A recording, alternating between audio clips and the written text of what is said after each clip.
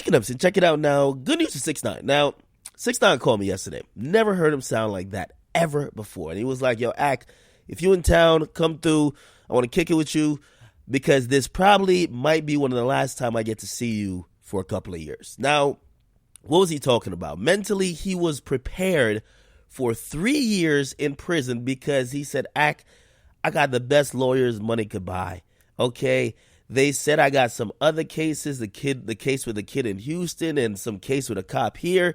The kid said I ain't do nothing. He signed papers, said I ain't do nothing, yet the state's still going to pick it up. They don't want these cases to go away because the DA, they're calling around and trying to make sure that these cases stay open, that they could send me to jail. So I think that when I show up to court, they're going to give me 3 years in prison.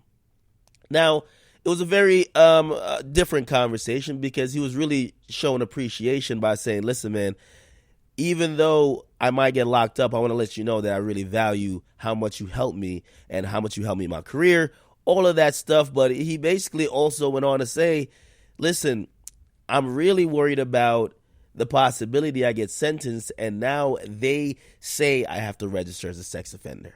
Because that I can't perform in front of kids, I can't perform at certain places, and also the timing as well.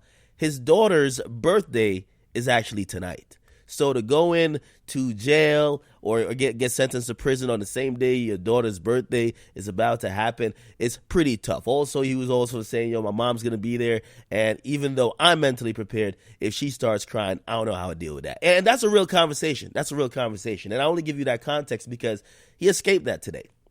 He escaped that because he was given 4 years of probation. He's not required to register as a sex offender, but he's in a situation that Meek Mill is kind of in as well. Because he's still on paperwork, even though he's not going to jail right now. And for the next 4 years until 2022, if he gets locked up or any other shit, like his probation officer could say, yo, you got dirty piss. Somebody else could be like, yo, he did something wrong. And those things could bring him back to court and possibly threaten his freedom yet again. But this is a big break for him because he legitimately thought he was getting locked up. I mean, we went as far as talking about how we would communicate if he was in jail.